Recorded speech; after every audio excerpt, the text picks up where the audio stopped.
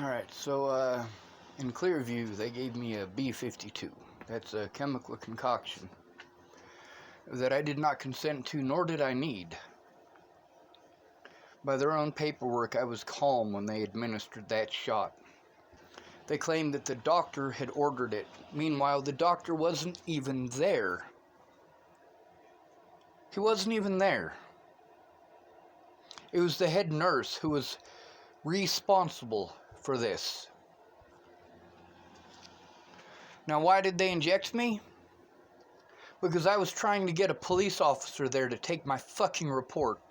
The same thing I did everywhere that I went. From the jails to the institutions, everywhere. But see, that's the thing. When you try to turn in a police officer, this is how you get treated. You get drugged. When you're trying to get a police officer there to take your report, these institutions do not want a police officer there. They don't want to get in trouble for the illegal things that they're doing to take you, the taxpayers' money. Now this B-52 injection, that's not the only place where I heard specifically B-52. They did the same thing to me at the hospital in South Dakota, Rapid City. Now something that y'all need to pay attention to is the company in specific that's doing this. The company that does this most often and most common is Regional West Medical Center. There are hundreds of them across the United States.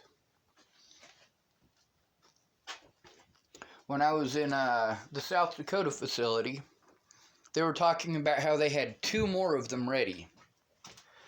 Now, there's also the fact that police officers ask for these in specific. That video that I posted, or that video on my YouTube, or my Facebook, that I posted from YouTube about them officers in Dallas, that were asking for the Greenwood Special, or whatever it was called. That's also a B-52. It's a chemical concoction that's meant to knock you the fuck out. They do this especially when they know that one of their officers has done wrong.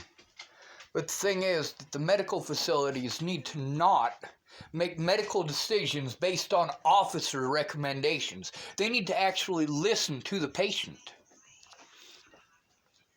I've been injected probably close to 12 times with these drugs since Natalie was killed.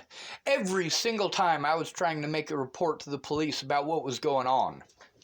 Every single time that I tried to report to the police about what was going on to a police officer who should have done something, I was transferred to one of these facilities instead.